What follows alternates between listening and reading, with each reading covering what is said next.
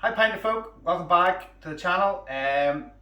Sunday afternoon, so what better things to do than to do a comparison. So today what we're going to do is we're going to look at the new app that the Greater Good have put on and that you can all gain access to. The app's great. So what we're going to do is we're going to see if the instructions that they have on the app are the best thing for getting the best brew on, or should you use our method perfectly. To be honestly truthful, I think you should obviously use our method. To get started, got a little Vice Nights here, which is absolutely exceptional, and obviously that will help the brewing process. I don't think Vice Nights gets enough credit. I know everybody's space hopper in the brain, but Vice Nights is a really good pint. Really quite easy to brew. It's always really fizzy. It's really nice. Now, we're going to use Public House IPA for this. As you will see, obviously these arrived at different times from the Greater Good. This is one of the older style ones when we were getting bloated presses and stuff and things weren't great in the Greater Good. As you can see, it seems to be that they don't fill them just as much these days. We're going to give the benefit of the doubt to the Greater Good app and use the slightly fuller one, and then we're going to use mine for my method. We will shoot another video. We'll get these off today, do the extended brewing times and the extended conditioning times just to give them the best possible chance of being fantastic.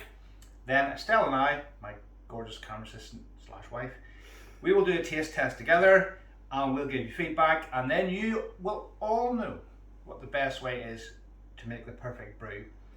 I'm going to be biased, but hey ho. So what we'll do is we'll switch on the app. Now, I'm not all going to insult your intelligence. If you can't sanitize your pinter using the instructions, or something really wrong. So these have already been sanitized, as have the docks and the lids and everything, and pulled through a bit of fresh water to make sure they are as clean as possible. So we will just jump straight through to the brewing instructions. So we will set the carbonation dial. Followed by cold tap water up to the internal fill-to line inside the pinter as you... Cold tap water up to the fill line. Wow, that's going to be a bit chilly. We'd like to be yeast going in there, but you know, what do I know? Cool tap water up to the fill line.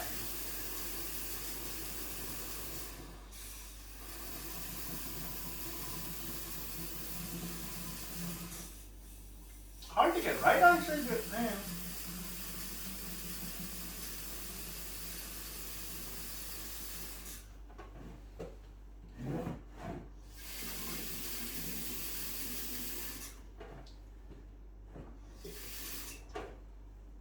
There we go. So, ice cold tap water up to the fill line. Now, our water here, we're in Northern Ireland, our water here is actually very good. It's not too hard, not too soft. It's actually quite good water, and allegedly, according to my wife, people used to travel from miles around to get our water from this location. But whether or not that's true or not, it is true. They used to take it home with them. Now, Following the water, pour in all of the fresh press and brewing yeast. okay, so pour in all of the fresh press, this one, and the brewing yeast. So we get this in. We've taken this out of the fridge to try sort of an hour or two beforehand, just to, I mean, if this is a space hopper, you've gotta, I don't know, put it in hot water or something, because it's so thick. But this is only Public House IPA, so it's not terribly gloopy. We give it a little. They don't say rinse this out in the instructions, but hey, we'll do that. We'll do that because we don't just want this to be a completely one-sided race, do we, darling? Right. So there's the fresh press in. Dry the hands off. Pour in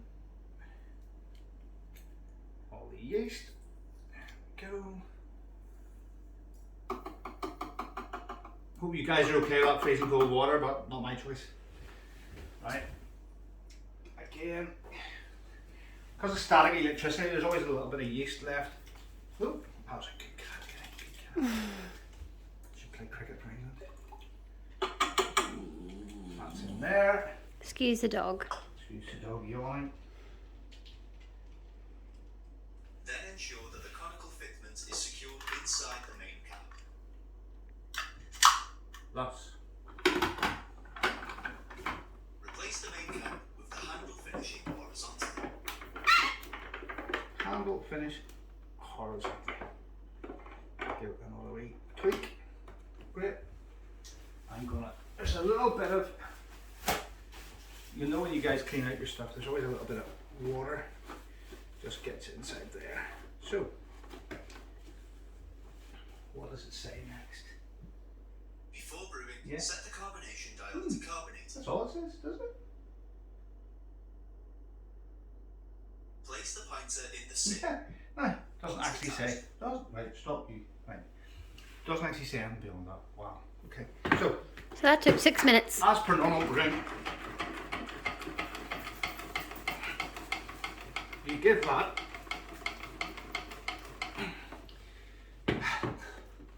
quite a good shake. Then on the brewing dog, which has got a bit of sanitized water in it, but so line it up. Use your downward pressure. Use your fingers. Turn. Easy peasy. Now, this one, in fact, all my pinters will still have a bit of silicone grease in them left over because that's now what I use. You will see when I put on the next one, I will give it a fresh dose of silicone grease, but that will actually run on quite easy, but I think there's probably still a bit left in it. Watch Mum and Dad's cake when you're at it. I'm gonna what? Yes, Mum and Dad's cake is fine. Mum and Dad's 50th wedding anniversary today, so we're going out together for something. So watch the cake. So that is definitely fully turned carbonated. Tag on. I'm gonna write the date on it. The date is The 8th. the 8th. So I always write on 8th. And where's it gonna go, honey? In the cozy corner. Cozy corner. Cozy corner.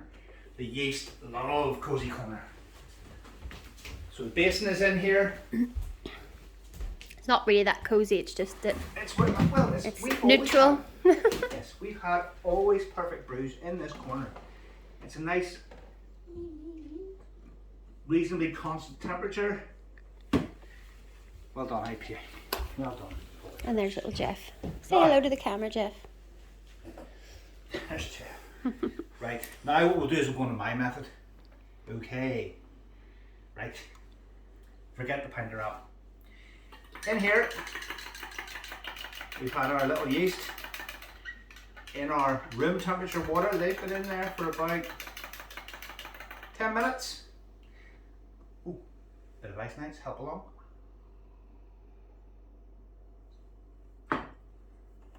Tasty. Right, what we'll do is, now in here already is room temperature water, 5 litres, 100 grams of brewing sugar, readily available on eBay or Amazon. Amazon. Yeah, thank you, darling. That's the very word I was looking for. So that's why it helps to have 2 people. Because I know Liam from Travelling Brews, he gets stuck as well sometimes. He actually forgot Space Hopper the other day. I forgot Space Hopper when you asked Yeah, me, no, and that's my favourite. Liam was giving away stuff. I mean, hats off to Liam on Travelling Brews. If you want to get over there and subscribe to him, he did an awesome giveaway the other day. I mean, wow. Liam, yeah, hats off to you, mate. That was outstanding. So, food grade silicone grease, brilliant. Makes life a hell of a lot easier. That's on there. That's on there. So as I said, the water and the sugar are already in there. We're going to add this nearly full fresh press.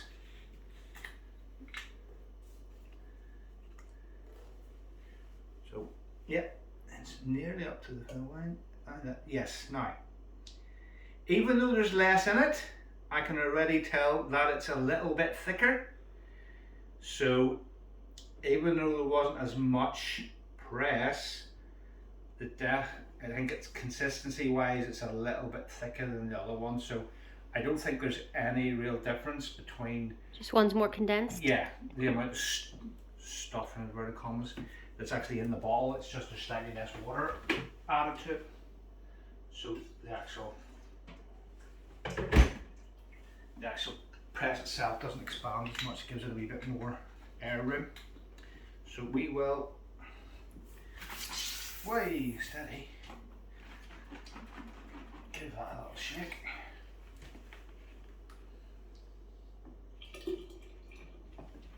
Add that in. Like, some guys get very excited about your fill line and what it's up to, but it is 5 litres, which is nearly the fill line, plus your press, which is always a bit over the fill line, so I wouldn't get too worried. There's so much of it goes down into the dock anyway during the brewing process that I wouldn't get terribly annoyed. So nice room temperature water.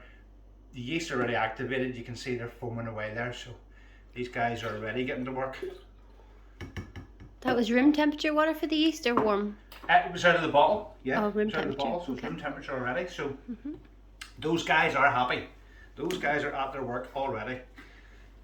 Whereas I don't know how long. I mean, these pinters are insulated, so they will take a time to get to cool down or heat up. So I think you're giving it all a head start by using room temperature water. Now just make sure the handle is horizontal. Like, the handle on that pinter is actually quite hard to get to a horizontal position, whereas that one hardly needs any force at all to get round that far. So, you know, they are all different, the pinters. Is that the first one you got? It is probably my first pinter, Yeah, yeah. maybe it's just been used more. Maybe, yeah. So we'll give this one a good shake as well.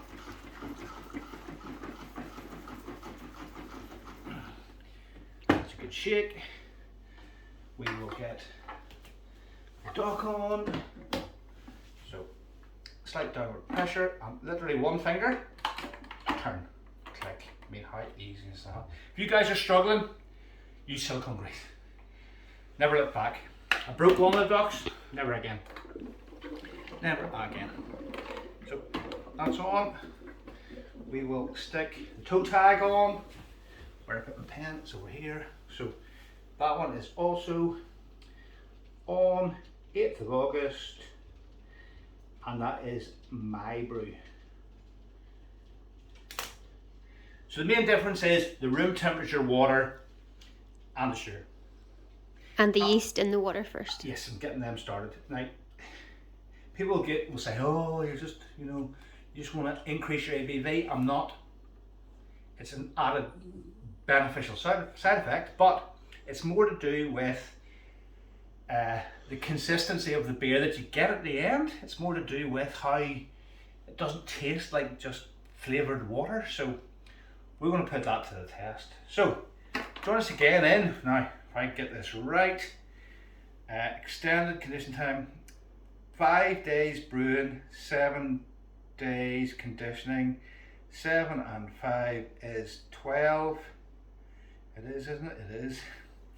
So on the 20th, we'll shoot another video on the 20th. The day before our holiday, so that works out. Brilliant, the day before our holiday. And we'll see how this gets on. And I look forward to sharing the results with you then. So yeah, we'll see what it tastes like. Good luck.